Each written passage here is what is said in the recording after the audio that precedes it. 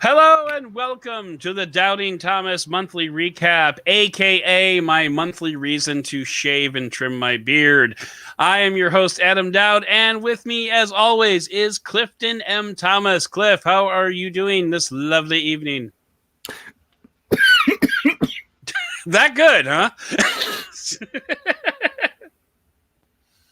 Actually, I'm feeling pretty well. I just had some greasy fast food, which I'm feeling great. I'm feeling great, and I'm a little hopped up on some caffeine thanks to large McDonald's Diet Coke. Only $1. Not a sponsor. Not a sponsor, but they should be. So yeah, for me, McDonald's Coke is. We were talking about this off the air, but my McDonald's Coke is like a migraine cure for me. Like a McDonald's Coke and like bread from Subway, not a sandwich from Subway, but just like a roll, and like that'll get rid of a hangover or a migraine or anything that you need. And we are in a lovely, lovely time right now because it is 40 degrees outside. And can I just tell you, I mean, I don't know about you. You're not in Chicago, but I am so sick of snow at this point. I just want it to all die in fire.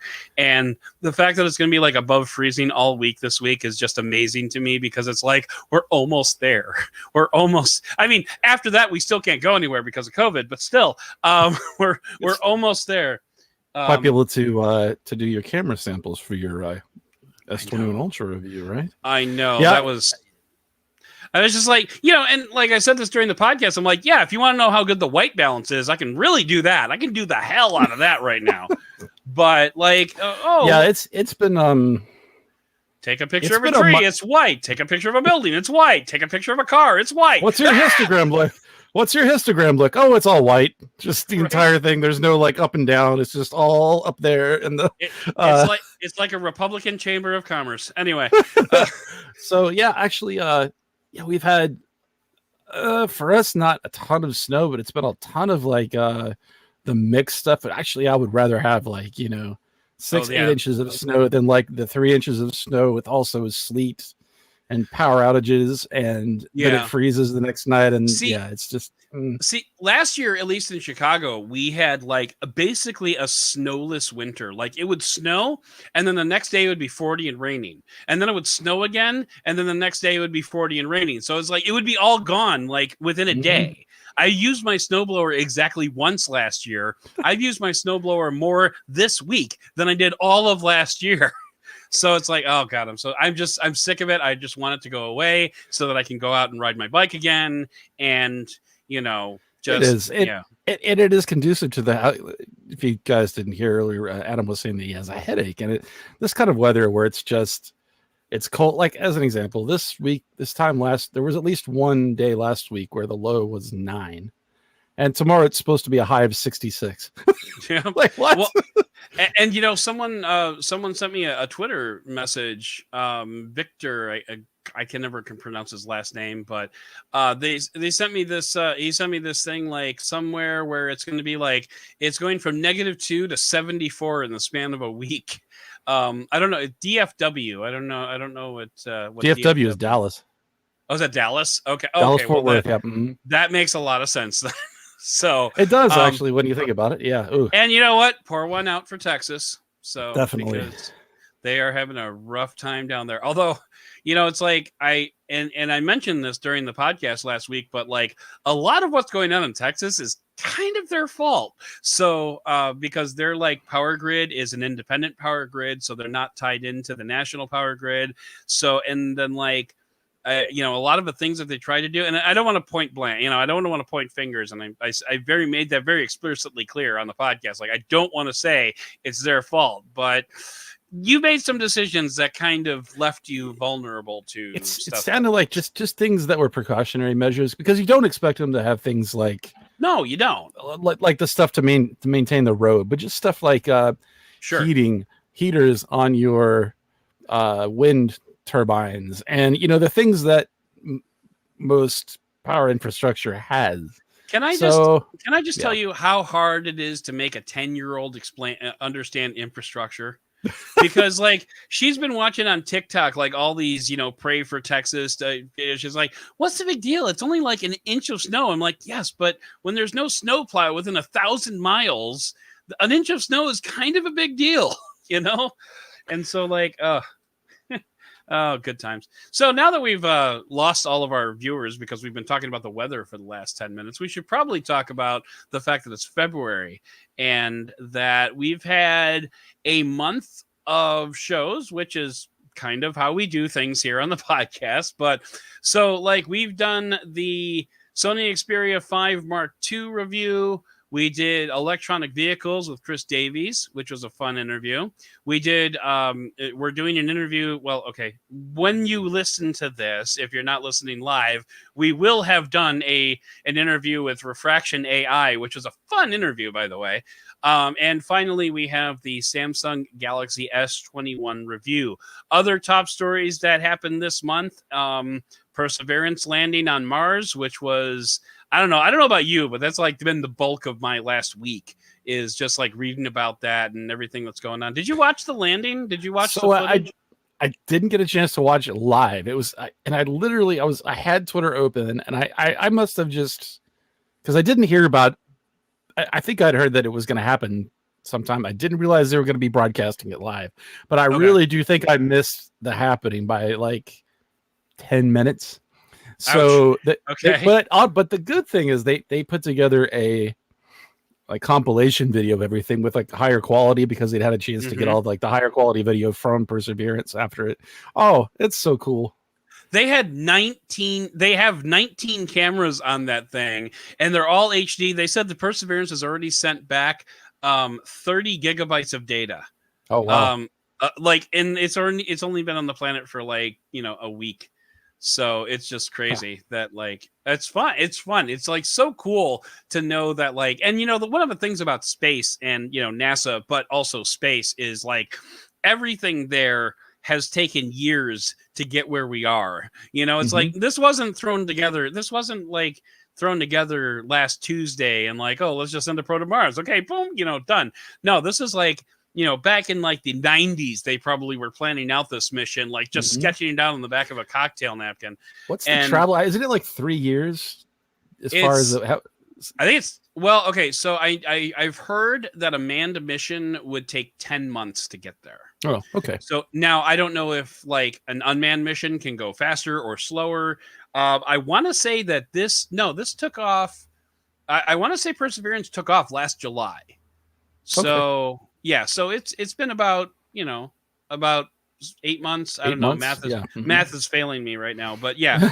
So but and just the fact that like it had to hit the atmosphere and like use the heat shield, eject the heat shield, use the parachute, eject the bottom part, and then drop down with this thruster rig, and then it would have to be lowered.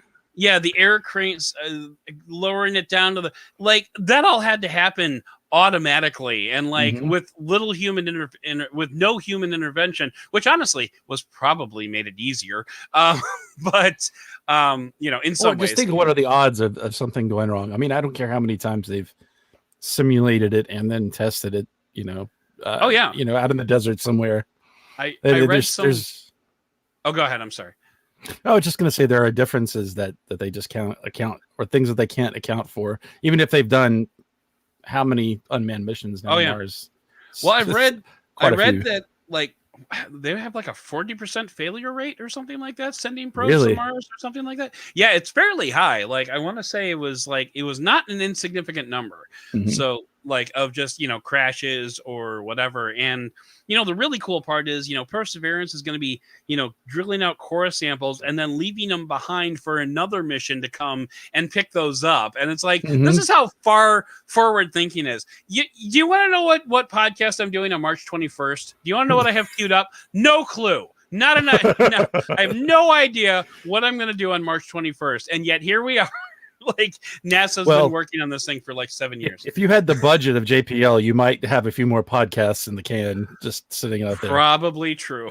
Probably true.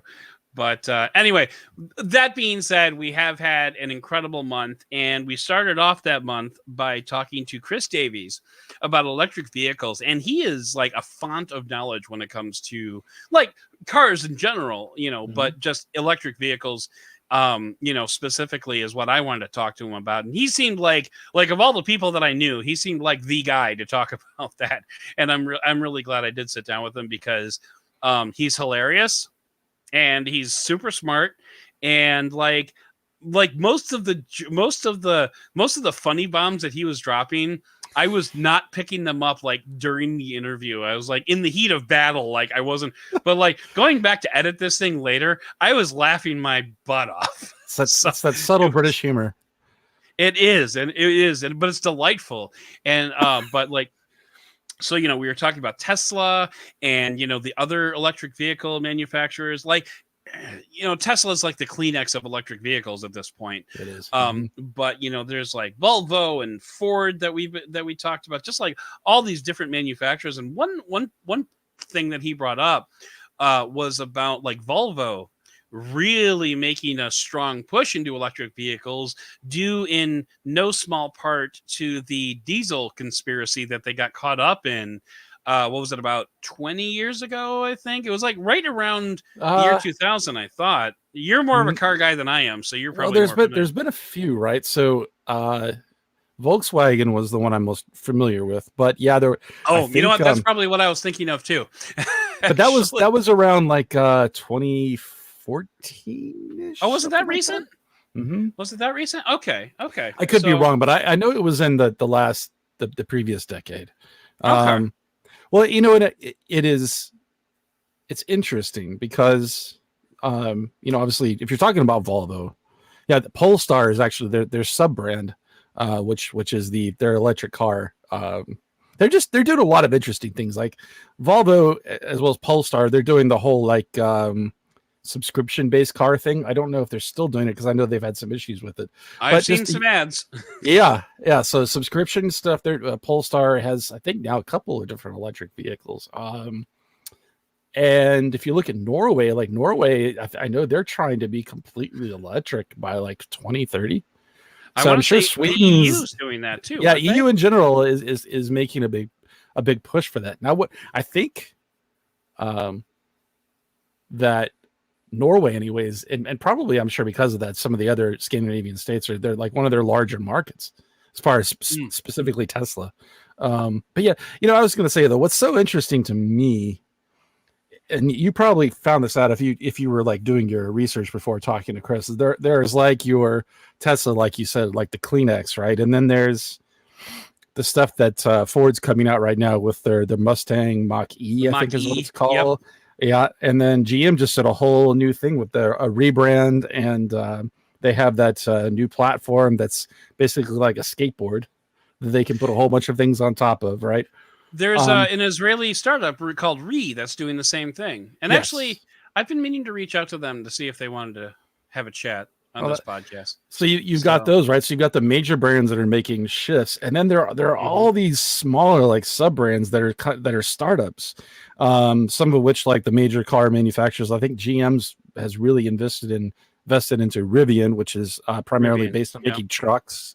But there's a ton of them that you just wonder if they're vaporware. Like I can't even, and I won't go into all the different brands, but it's just really interesting how I've just been thinking about this a lot, like I said, and I just wonder how much farther back we would be if it weren't for the success of Tesla, because I think they showed that not that that you can make an electric car that is profitable, but that they made them, I guess you could call cool, like geek chic. And then maybe went a little bit beyond that and made them desirable. Like, and also now they have made them relatively affordable with the Model 3. Yeah. So it's interesting. I just wonder how much they've moved the industry forward in total. Well, and I think it's actually kind of like a symbiotic relationship because, you've got Tesla, which is, kind of pushing everybody forward with the supercharging network. Oh, I just hit my microphone stand with the supercharging network and, with, like you said, making them aspirational devices and lifestyle devices. But also at the same time, and we touched upon this with Chris, on the other side, all these other manufacturers that are now developing EVs are adding a ton of legitimacy to Tesla. So it's basically like one of those right, omnivorous, like snake right. eating its tail type thing. So like That's you true. know they're all adding credibility to each other, and I think Tesla is arguably leading the charge. But I also have to wonder, and I believe I asked this of Chris. What is that going to be a problem for Tesla? Is now that all these other manufacturers are throwing in on this pool, like Tesla was the big fish in the small pond. Well, that pond is becoming a very much bigger. So how big is Tesla going to be in this excessively much larger pond? And so it remains to be seen. But I mean, I think as EVs catch on, and as more and more, as our dependency on oil becomes less and less, and becomes more and more of an issue, then I think that Tesla is just going to be along for the ride, along with everybody else. But it'll be great because then we'll have options. It is really nice to have options. And the thing is, when you have more availability of competition, that's good competition. That it also tends to bring the prices down. Mm-hmm. Which because right now one of the things that brings the prices down of electric vehicles is the government tax credit, that subsidies, the subsidies that they can claim. I think it's like $7,500 for the first 7 years of a model's life. I don't know if that's still around, but yeah, something like that. There have been subsidies, and there are more subsidies. The one thing that I thought was there's a great, and because I know you probably don't want to spend a ton of more time on this, but there is a great video there's a guy that's is more of an industry insider guy who does safety testing, and also does like what do they call it? Like I don't want to call it what is it called when you take apart something to try to figure out how to like reverse engineering, like reverse engineered it, but he works for an independent company that does that.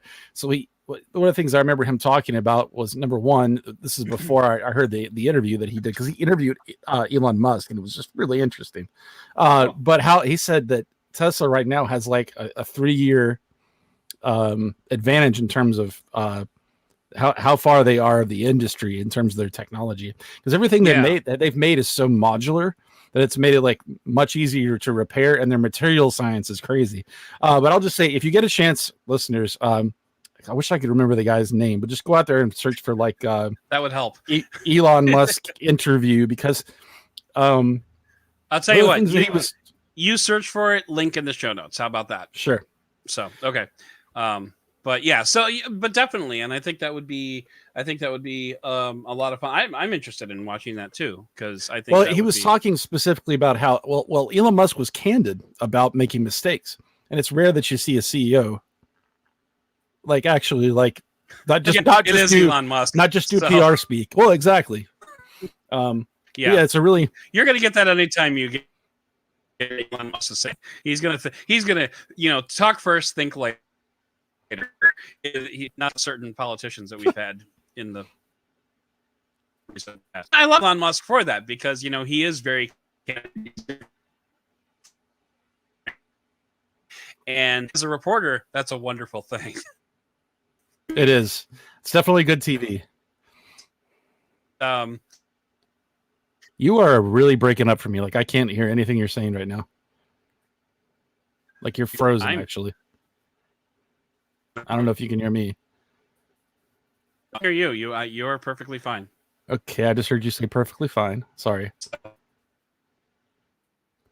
Still, you're I don't know what's going on.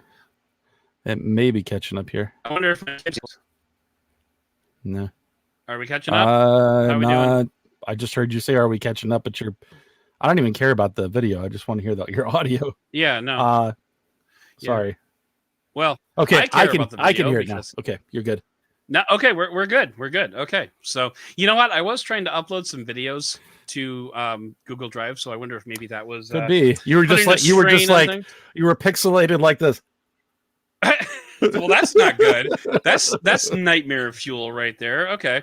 Well, anyway, so we'll skip past this. So I want to transition on over into the Sony Xperia 5 Mark II review that I published earlier this month. I had to publish earlier this month because my review period ran out, and Sony is pretty hardcore about that. So I would have liked to have held on to the Xperia 5 long enough to do like a good camera test on it, because, and look, I will own the fact that I didn't do good camera tests for the Xperia 5 and for the Samsung, due at least partially to laziness / busyness, whatever you want to call it. Like, could I have gone out and found really colorful things to take pictures of, or kids running around to take pictures of? Sure, I probably could have.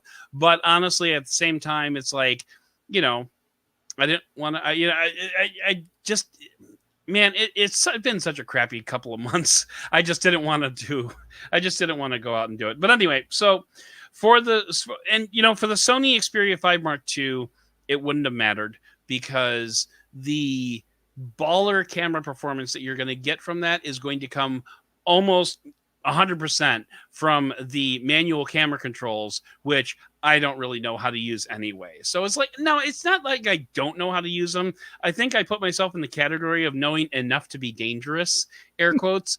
But like, I know what all these different things do. I just don't know what combination to put them in order to get a good photo out of them, And like, I've talked to people that are, I've talked to photographers, I've talked to videographers, Lord knows, 70% of my friends all make videos for a living. So it's like, it's not like I don't have the opportunity to talk about this stuff, but it's just like, I can't wrap my mind around it enough to make good things happen with manual controls. Like, to a certain extent I can, especially product photography. As long as I have a subject that is sitting there for 30 minutes, not doing anything, I can make a picture look pretty good. And even if I can't, I could edit it and post later. But like, as for like, catching a picture of, my daughter doing a somersault, I'm never going to get that with manual controls. Yeah, that's the thing too. I mean, the other side of this is that, I mean, there's a bevy of people out there that can use the manual controls when. Oh yeah. But is that how most people use the phone? Now, I would say that more people are going to use those that buy that phone, that specific phone, just because it is that niche.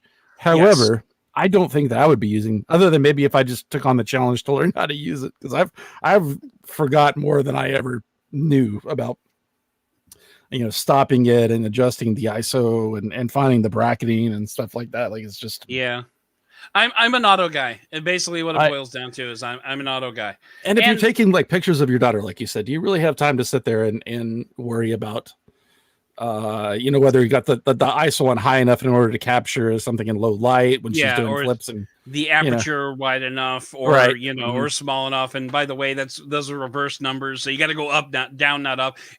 So it's like, getting all that, getting it all dialed in. It's probably possible to do, but it's just not. It's not. Honestly, it's not what my listeners come to listen to me for. So there are hundreds of other people, Juan Bagnell, Michael Fisher, Hayato Huseman. They can all do wonderful things with those cameras. That's not why you're here.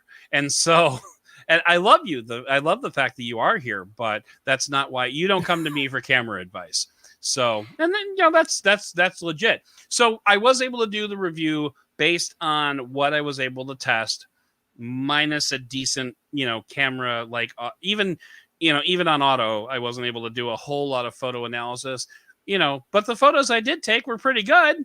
It's just, when the lights went down, there were some issues there. So, and again, that's not uncommon, not with Sony specifically. What drives me nuts, just very quickly, is that Sony, they provide most of the sensors still, I think, for higher end flagships, smartphones.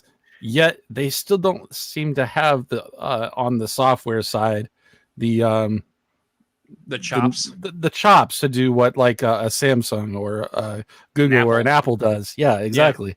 Yeah. Which just drives me nuts. I don't.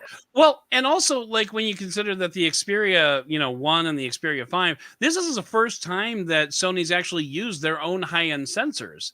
Like, they send out their sensors to all the other folks, but they were sticking with the same sensors on their own, which were fairly aged from what I recall. Mm-hmm. And it's like, how they say never trust a skinny chef.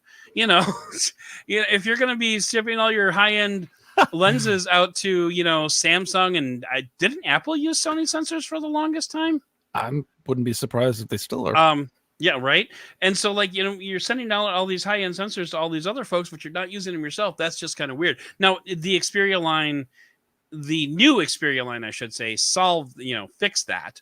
Especially with like the One Mark II and whatnot. And the other reason why I felt okay doing a review on the Sony Xperia 5 was because Sony did put an emphasis on gaming for that particular phone. So I was able to evaluate it from that standpoint, at least. But one thing that I have learned in the last couple of months is I really need to beef up on my my performance testing, because like you can play some games, you can run some benchmarks, but like I need to.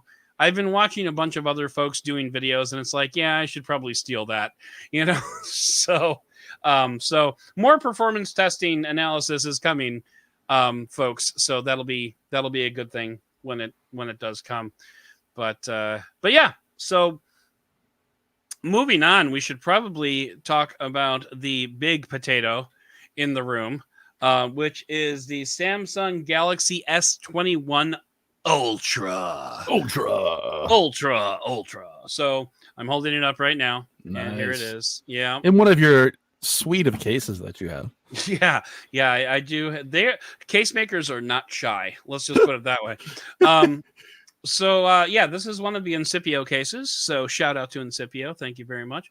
But yeah, so the Samsung Galaxy S21 Ultra is just, it's one of those phones that is just, the best of everything. Like, and it's one of those phones that just doesn't really compromise on anything except for, the Your minor. wallet? Well, yeah. Well, not even that though. Like, the Samsung dropped the price by $200 on that, and actually they dropped it again. The Galaxy Ultra was going for like $1,000 on Amazon up until recently. I think it actually jumped back up to $1,200 not too long ago. Oh no, actually it's still $1,000 on Amazon. Link in the show notes. The S21 Ultra is? The S21 Ultra 5G. Wow. Now, and also I think Samsung has a number of different like trade-in promotions, which you're not going to get from Amazon. Actually, now I'm curious, how much is the Galaxy Ultra on the S21 Ultra on Samsung.com? Get the from. Oh well, yeah. See, they always throw in the trade-in deals with their starting prices, so you can get the Galaxy S21 for starting at $99. Yeah, right. Anyway, let me look under the explore the lineup, and God, you got these stupid long pages that go on forever. Hey, I finally got my Samsung Smart Tag, by the way. Oh yeah, have you had a chance to play with it?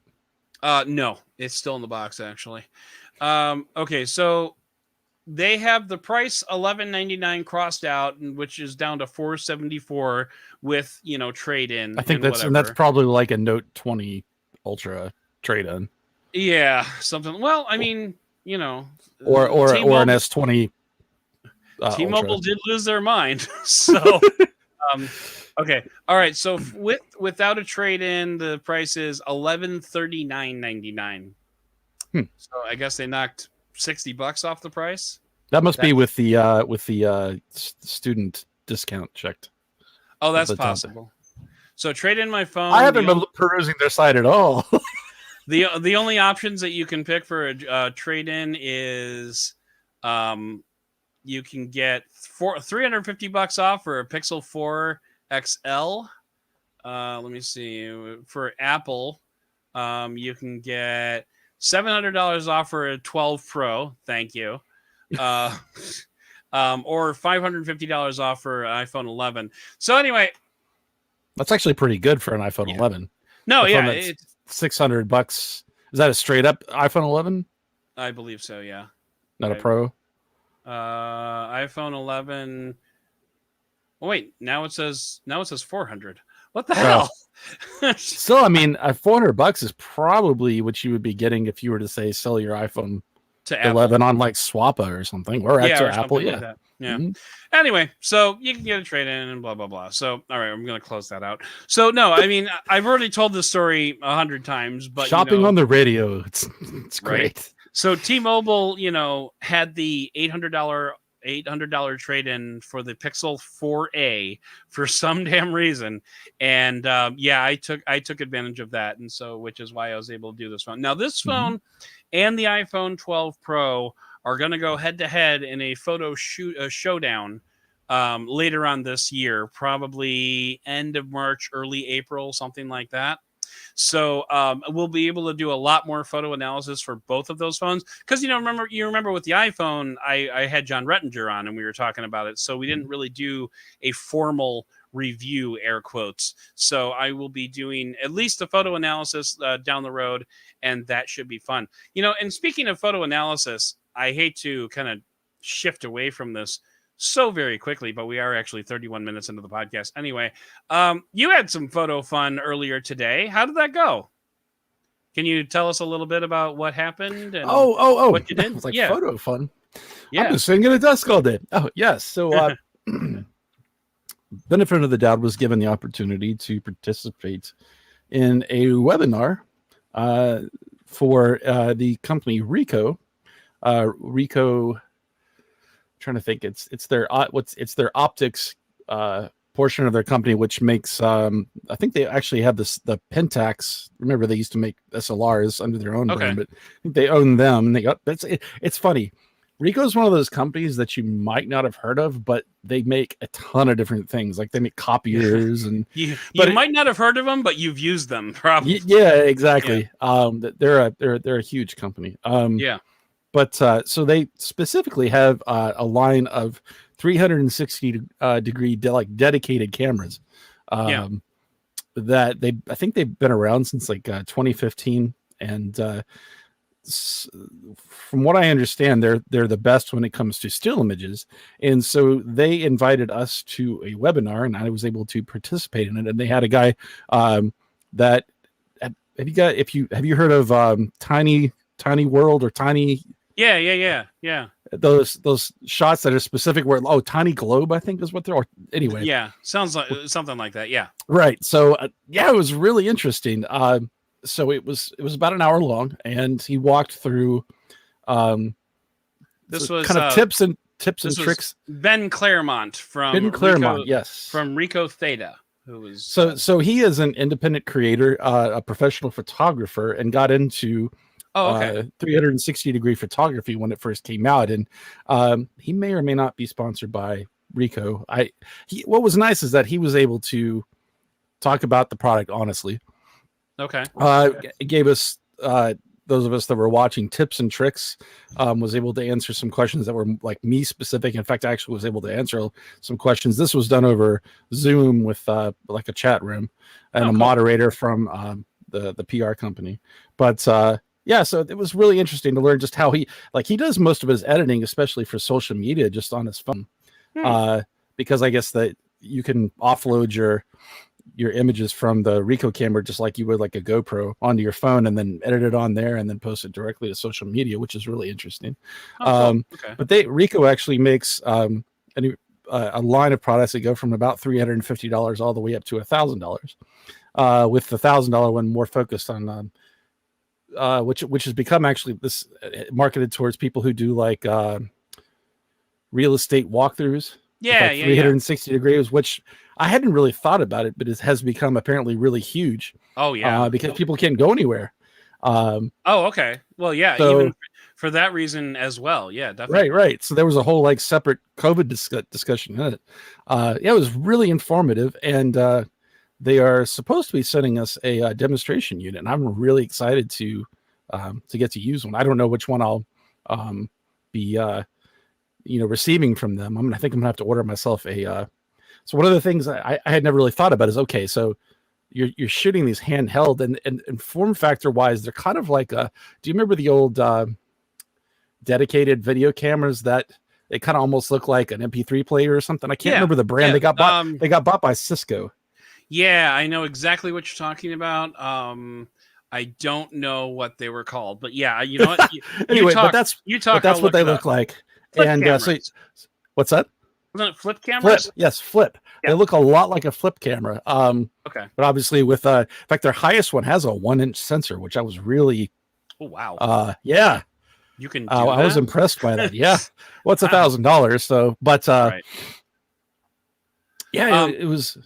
Yeah. So I was going to say, we got this invitation, and I instantly thought of Cliff because he is the artist of the pair of us. So I just figured, this would be something that would be right up Cliff's alley. He's got the creative mind that can go out and like look at something and say, I bet that would look amazing as a 360, degree video. Now, I love photospheres. Don't get me wrong. I have been known to take a few photospheres in my day.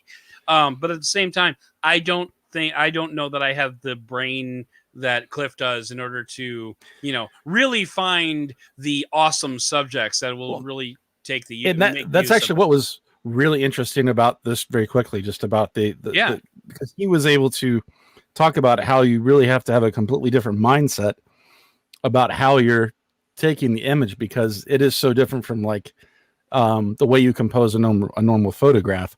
Mm-hmm. But it also gives you a lot more opportunities to be creative, because if you're taking a photo, whether it's with an SLR or with your smartphone, no matter how creative you are, there's still a lot of other photos that look like that, right? So sure. Yeah, I'm excited to get a chance to play with it, and who knows, I'm gonna have to send this one back, but yeah, I might end up getting one for myself. I mean, that'd be cool. I think we can do a video out of that, or maybe like a featured story or something. Definitely a back half of the podcast, a story on that. So again, I don't pay Cliff, so whenever he can get around to it, that'd be great. But he pays me with love. I do. I pay you with lots of love. But so I'm looking forward to that. And by the way, I looked up Ben Claremont while you were talking, and like his whole shtick is like, top 10 ways to make money with your 360 degree camera and virtual tour pro and, stuff like that. So he's definitely the guy to talk to about 360. You know what? I wonder if he would be willing to come on to the podcast. I'll bet you he would be. In fact, I think he's got content information on his webpage. And if not, I know a PR person that has his contact information. So that true. might be. Hey, I just had an idea live on the air. That's great. Hey, guess what? March 21st. March 21st. There we go.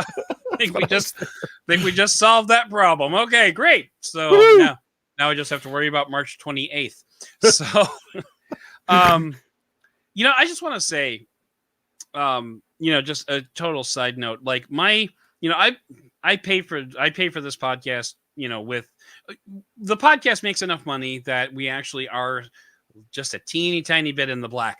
But like I pay for my house and everything else with the freelance work that I've been doing. And, we've talked about that a little bit on Freelance Corner. I do reviews for Digital Trends and for LifeWire and stuff like that.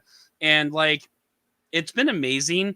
In like the months of January and February, I've actually made a living wage with my freelance work, which was actually kind of a first. So congratulations. Thank you. And so it's like, it's gotten to a point where like, I'm good at the 4-day work week. I haven't quite nailed a 5-day work week yet. I have one screw around day where the day totally gets away from me for whatever reason. Either I sleep late or like my kids need extra help with their homework. I'm going to blame my kids now on this. But anyway, for whatever reason, I cannot do a full week.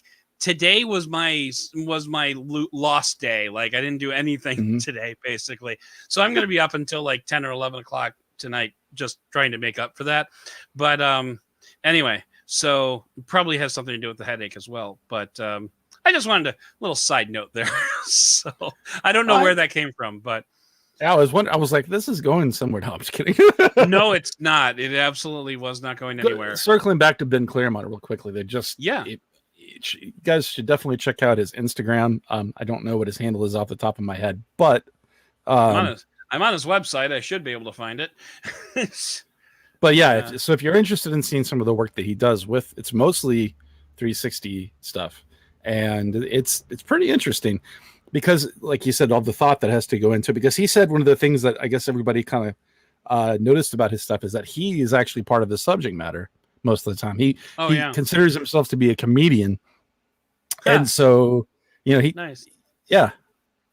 And he does, in a way, like he wants the photo to tell a story. So yeah, it was just things you have to think about when I try to consider that stuff when I take a photograph, but he was doing it on a whole nother level. It's interesting. He is Ben Claremont on Instagram. So first name, last name, no spaces, CLAREMONT, link in the show notes. So, and yeah, he's got some good stuff there. I'm actually kind of scrolling through it here real quick. He's got a photograph of Santa Claus or a video of Santa Claus, and hey, I've done that. But a lot of tiny. Oh wow, he's got some good stuff here, man. Yeah, he's awesome. Wow. Okay. Yeah, I gotta talk to this guy. So cool. Let's move. Just keep in mind he's in Australia, so you'll have to time it out that way. Crikey! All right. And don't do that.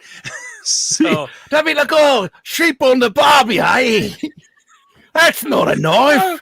I'm sorry. I'm looking at Zachary Palmer. Nice job, Ted Cruz, throwing your kids under the bus. I heard the thump. Oh, touche, sir. Well played, Zachary Palmer. You get big ups from me. In fact, you know what? As long as we're here, as long as we're talking about Zachary Palmer, why don't we go ahead and do our patron shout outs, because we need to do that. So the patron shout outs are for folks that are donating $5 or more per month, and you are very much appreciated. And Cliff, I told you this off the air, but you are no longer the highest patron that I have, because you got Keppered.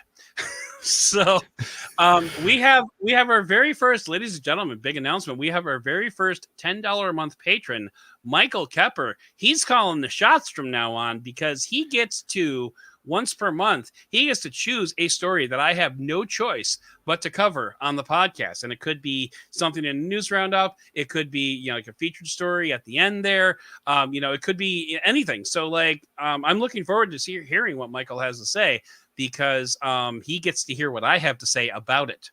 So that's going to be cool. So Michael Kepper, big shout out to you, my brother. Zachary Palmer, big shout out to you because you're here watching us. Cliff Thomas, big shout out to you because you're here talking to us. And let's go ahead and run down the list. We have Scott Brady. We have Neil Wilson. We have Johan Bresky. We have... That's it. That's everybody. Okay. So those are the folks that are doing $5 or more per month. And, big shout out to everybody who's a patron. We're up to 13 now, which is the lucky number.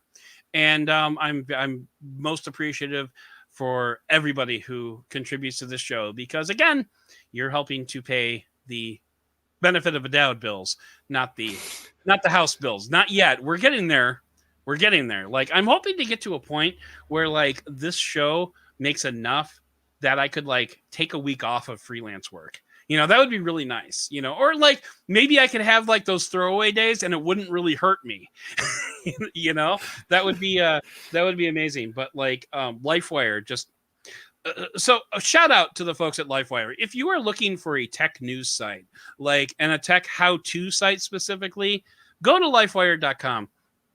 Not because I write for them, but, because I write for them, and not because they're an awesome site, but, they're an awesome site. But the people at LifeWire are just amazingly, intimidatingly nice.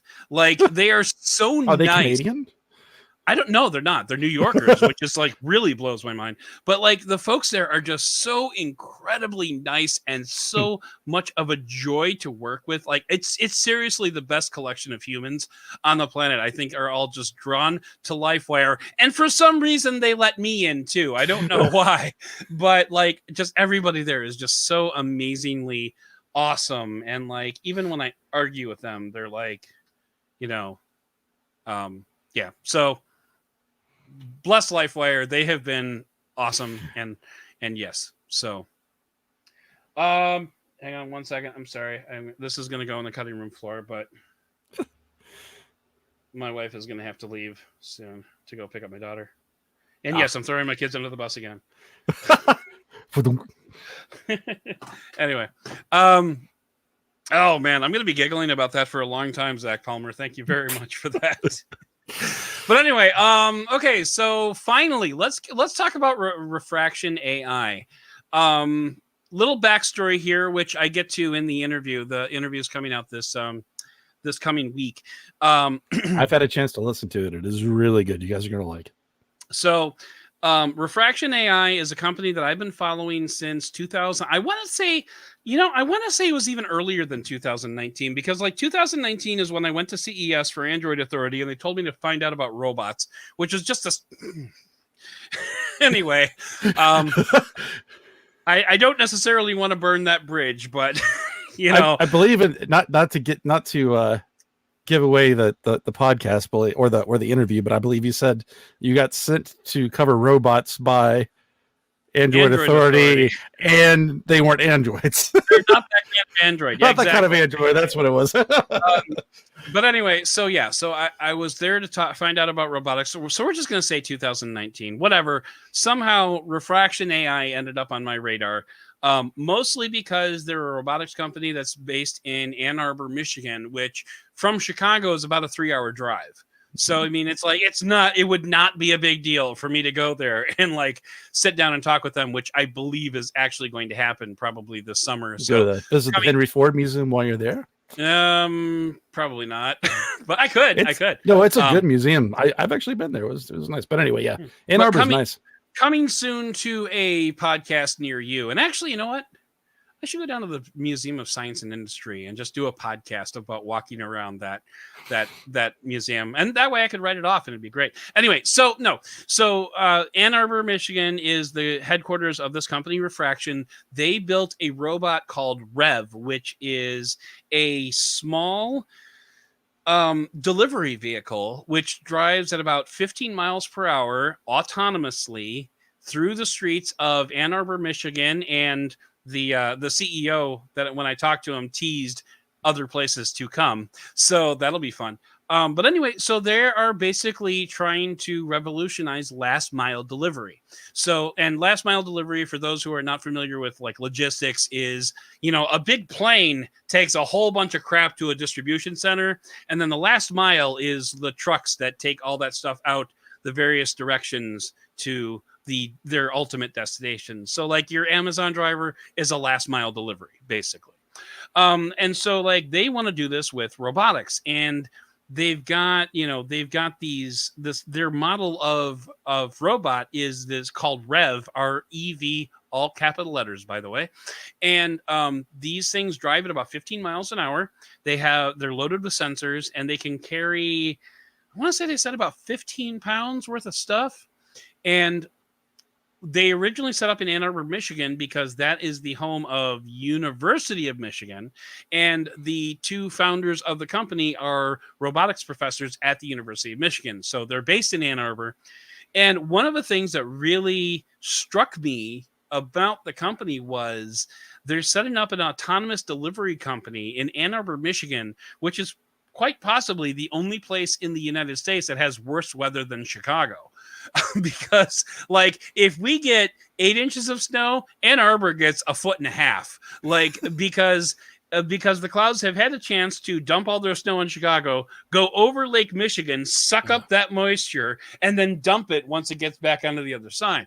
So like, you know, their robot will drive through snow, rain, sleet, slush, and you know, I don't think this made it into the interview, and I don't know why. But the CEO is telling me, like, when the founders were first testing their robot, they would be riding a bike next to their robot in this horrible winter weather, like with, you know, sensors and laptops and stuff, trying to cower over these things and like bundle up. just to test these things out. So anyway, the cool part is their robots can drive through whatever.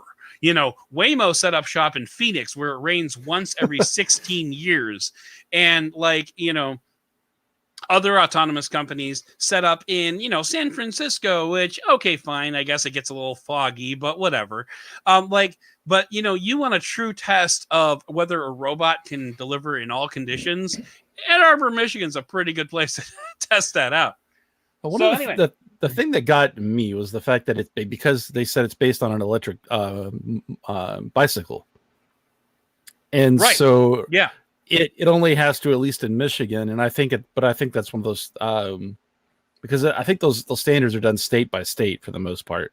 But it's a lot easier for them to get regulatory approval state to state than it is for like a Waymo or heavier vehicles, because like you said, it only does 15 miles an hour. Yeah, and it can stop on a dime. And it can stop on a dime. Yeah. Because I listened to that interview, like I said, I was expecting something that was more electric bicycle like, but it's actually a trike, which makes a lot more sense because I'm coming to this because of the whole weather thing. Yeah. You've got that load over the wheels, and then it's a little bit wider. So this is not something that people aren't going to see coming, but I imagine, even though it's not heavy, it's not exactly like bicycle weight. Right. It's probably going to be a little bit heavier. But still, yeah, it's amazing that it can do that. but the thing is, if it hits you, it's not going to kill you. No, exactly. And one of the things that he pointed out was like one of the big things that they're doing a little bit better than other delivery companies is they're lighter, they're more nimble, and they can stop on a dime. So they're like their sensor package. There's a little bit more room for error there, because if they do have an error, it's not going to kill anybody. Like, when you look at autonomous vehicles, and even those 6-wheeled robots that drive through like Seattle, I think it is, those things are kind of heavy. And they also have a very low profile, so they can be kind of hard to see as well. So like, this company, Rev and Refraction, I use the terms interchangeably, so I apologize for that. But, one of the things that they're doing right is the fact that they're able to, they can load up these sensor packages, which can, have a margin for error, and it's not going to absolutely make or break the company.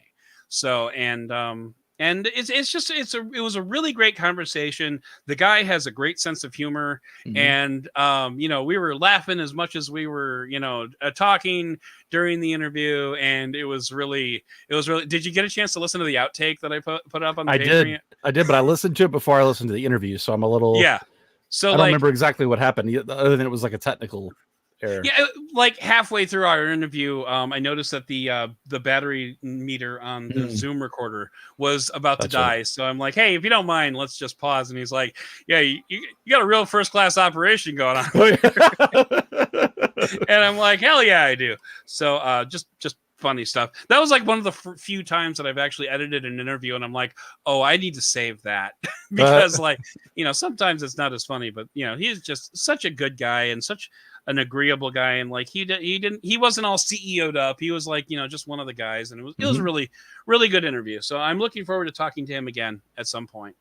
All right, so we're crossing the 8 o'clock hour here. So I'm trying to think if there's I want to say that there was one other big story that happened this month, and I can't think of it off the top of my head. It was probably something that we covered like on the podcast. We talked about. What's that? It's all kind of washed out. Oh, did you got a laptop, didn't you? Yes, I thought you tell us about it. A little tech, yeah, do a tech, nothing else to talk about. So hit me with it. So I've been working from home for nearly a year, and same. So yeah, right. So but I have a quote unquote portable workstation, and it's actually not too bad for a workstation laptop. But it's still almost 6 pounds, and it's pretty big.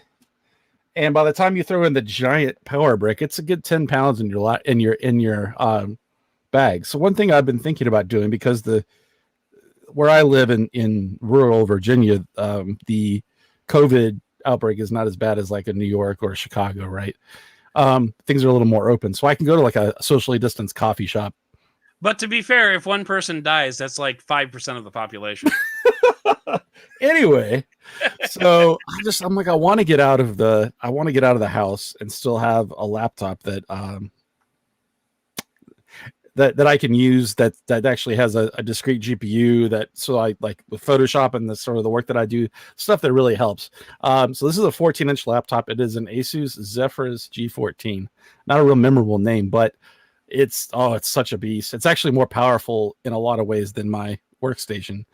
That that Ryzen 9 with crazy amounts of threading and the RTX 2060, like it's a 1 terabyte SSD in it. Like it's a workhorse while still getting respectable battery life. And I have that. Remember, I think it was like I think it was on the last Doubting Thomas. I had that 100-watt GAN charger. It'll actually charge off of USB-C with that, even though it has a separate power brick if I want to. So now I have. This is nice because now I can game on it if I want to. I'm actually doing the what is it? It's Microsoft's subscription for, like, I think it's Xbox. I don't remember what it's called now, but anyway. So this is, I know what you're talking about. Yeah, we're big gamers here. You can tell. Oh yeah, real big gamers. But it's nice because I think the deal was like $1 for 1 month, then 3 free months, and then you start paying the $9.99 a month or whatever it is. But this is great video here. But you see how fast it boots. It's just because having a fast processor, and then it's got the on the video here, you would see that it's got the whole the touch, what is it, the fingerprint unlock. Oh, so it nice. just automatically comes up, and with Windows Hello, all those kind of things. Nice. And it's just, I would say the one thing I would say about gaming laptops in general is, if you're used to like a great keyboard, not that this has a bad keyboard, but it's got that weird gaming Asus font on the keys, and then they're white keys with white backlighting. Okay. So between the bad font, the white backlighting, and the white keys, I'm just like doing this, trying to read what letters are on it sometimes. But yeah, it's really nice for me able to get out of the house, have a powerful laptop, and not have to haul around that beast. That the thing is, I've got like a Thunderbolt dock hooked up to what I'm using right now, my workstation, all that stuff, and it's really hard to unhook everything to take it with me. Oh yeah, totally. So, by the way, we launched Beyond a Doubt this month. I saw that. So, you should mention that. So yeah, that was the other big story I think I was thinking of. Can you say his name like he does? Jaime Rivera. You gotta really be able to roll the tongue. Yeah, Jaime Rivera. I'm okay with Rivera. I'm okay at it, but yeah, he's my Scotch daddy. He is. But yeah, so no, I think Beyond a Doubt is going to be fun. It's going to be kind of like this, kind of like where you and I just, sit here and talk. But I also want to, where possible, and I know this isn't going to be possible for every guest, but I want to build in some kind of theme to it. So like next month, I'm talking to Anna Bongetta from Board at Work, and we have a theme. Headphones on a wall? No. Although, I mean, that would actually be not. And then as well have that. The month after that, we're going to be talking to Bender, Mike Hahn, who was on Doubting Thomas in November. And we've got a theme for that one. And then after that, opposites. I'm sorry? No. Opposites. Yeah, right. Oh, sorry. No. We have like an activity like that we're going to be doing while we talk. So I think it's going to be cool. And then like beyond that, once again, I have no idea, who or That's what. A good idea. So, it's going to be fun. It's going to be fun. It's going to be really cool. With Mike, you guys should try to build a Lego set at the same time while you interview him and he gets interviewed. And that's exactly what we're going to be doing. Damn it. I jumped the shark. No. Spoiler alert. There you go. No, because obviously, Bender has his Lego channel. Mm-hmm. And so, and I think he's actually going to take that and spin it off into like his own series of like interviews where he builds Legos with people. So, because I pitched that idea to him, like, back when he was first talking about launching that channel, I'm like, what'd be cool? And he's like, yeah, I like that. And I'm like, all right, well, I'm going to do it first because you're dragging your ass. So now I'm going to do it. And and then he's going to take it. And The best version of this is where you also take shots. I'm a big Top Gear fan, and the founders of Top Gear also have their own YouTube content now that they're not doing the show all the time, which in this case it was James May and Hamster. Gosh, what is his name? Anyway, have you seen The Escapists? Yes, so it's him. It's Richard Hammond. So yeah, James May and Richard Hammond together on their YouTube, which is Drive Tribe, I believe. I believe that's the YouTube channel. But they were building the same Lego set while taking shots, and I think they were getting quizzed on some kind of knowledge at the same time. Oh my, that's a so then you guys can blend that into your interview. That'll be. I don't think. See now, actually, when I originally slated to talk to Jaime, it was going to be a Scotch themed episode. Scotch I had a bottle I was going to drink. He had a bottle he was going to drink, and we were just going to go for an hour and drink Scotch while we talked. But the problem is he had to reschedule to a point like before I had to drive children, and I can't drink Scotch right before I drive children. So I had Tuesday covered, but he had to reschedule to Thursday, and I didn't have Thursday covered. So anyway, so yeah, I'm hoping that there will be a theme. Most of the time there will be. Sometimes there probably won't be. I imagine there's probably going to be at least one Beat Saber episode in there somewhere if I can figure out how to do it. But overall it's going to be fun and it's going to be amazing. So, all right. Well, with that, I think it's time that we go ahead and wrap things up for the Doubting Thomas monthly recap for February of 2021. I want to thank everybody for listening and for joining us live. The patrons that joined us live, I very much appreciate it. And for those of you who are listening at home, I appreciate you as well. And I want to thank you for listening. Oh, God, I'm going around in circles here. I want to thank you for listening and for giving us the benefit of the doubt. All right, I'm stopping recording.